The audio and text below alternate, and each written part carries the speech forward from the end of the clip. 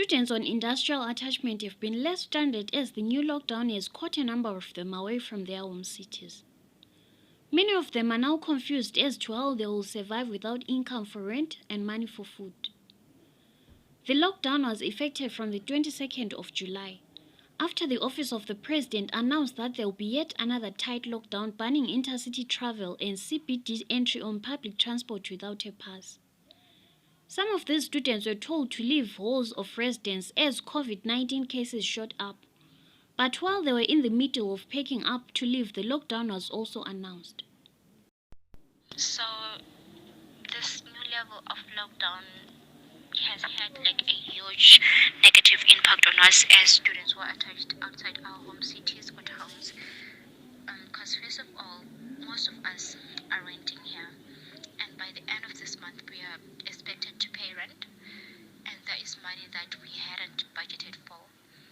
And mind you, as students we are not really paid that much, so it's really a financial disadvantage on our side. And then the other thing is, mentally we weren't prepared to stay in Harare with Islam. We've been counting down to the day when we're going back home to our families, and then suddenly we're told that we can't travel back home. We can't travel anymore, we have to stay indoors, and now we're almost done with the attachment. We don't even know what to do. How are we going to travel? That's like stressing us. This lockdown has affected me personally in a way that I was thinking of an end of July, like next weekend I'll be at home.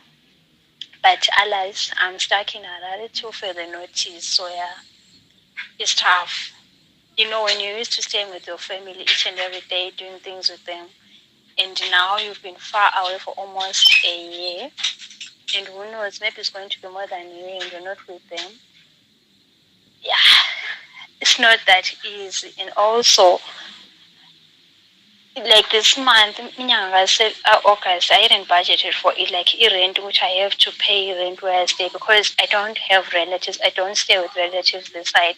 I'm renting with a friend, so I hadn't budgeted for rent August, but now I'm forced to pay for rent August, and this has affected me financially.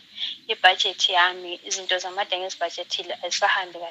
I think the government should have given us time to travel. Maybe say by this day, all students who are attached outside their home cities should travel back to their hometowns or cities, just like what they did with students who are at campuses. Our companies they can liaise with the government so that we can get letters that will act as passes so that we can travel, and then maybe look for transport, help us to find transport, organize transport for us to go back home. We are stuck for yet another month or more because we are not sure when the lockdown is going to be loosened. The government should have given us at least 24 to 48 hours to move back to our homes, said a student from Bulawayo currently attached in Harare. This is Jolene Mara reporting for Amakhosikazi Media in Bulawayo.